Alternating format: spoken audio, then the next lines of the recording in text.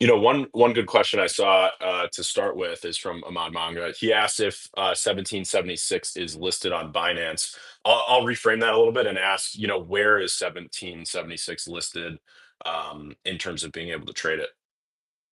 I don't have any exchanges listed yet, so it's all done on Phantom Wallet through Jupiter or Radium. You can buy it through either one of those. To me, exchanges are a double-edged sword. So if you get big enough, you definitely want the exchange listing. Once you get to that 50 to 100 mil plus market cap, I think that exchange listings are important to get exposure to the next level. The tough thing about having a smaller cap project with a listing, whether it's Gate.io or MEXC or Bitmart or whatever, is that it gives people the ability to arbitrage it. And for the people in the audience who don't know what that means, I'll give a brief overview as if I was talking to a normie.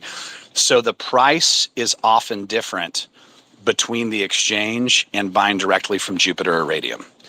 And when that happens, you'll find people who their entire way of making money in crypto is buying a huge bag on either the exchange or on the native platform, buying it for whichever price is lower, sending it to the location where the price is higher, and then selling, then full clipping out and rinsing and repeating that process over and over again.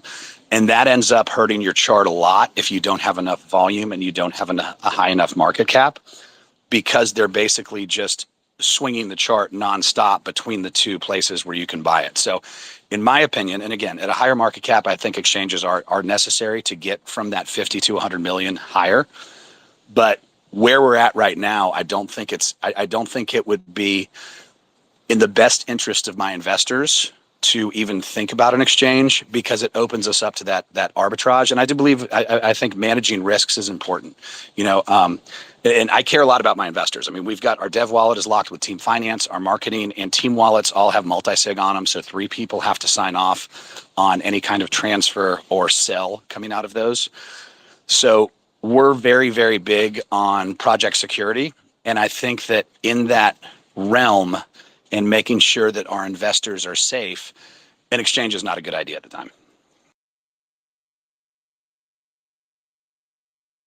Yeah, definitely fair points there. I'm also a big believer in building up a really good base of dex listings and being elsewhere before you get to a centralized exchange. I think there's a lot of shady shit that happens behind the scenes when it comes to centralized exchanges. So you want to make sure that your project is solidified and big enough, obviously to avoid a lot of the traps that can happen. Um, Next question's from Beehiver. He asked, "Tell me 3 things that a meme coin project should have in order to be sustainable." Easy. Team, community, narrative. The team has to be honest, full of integrity, and hardworking. The community has to be engaged and have conviction.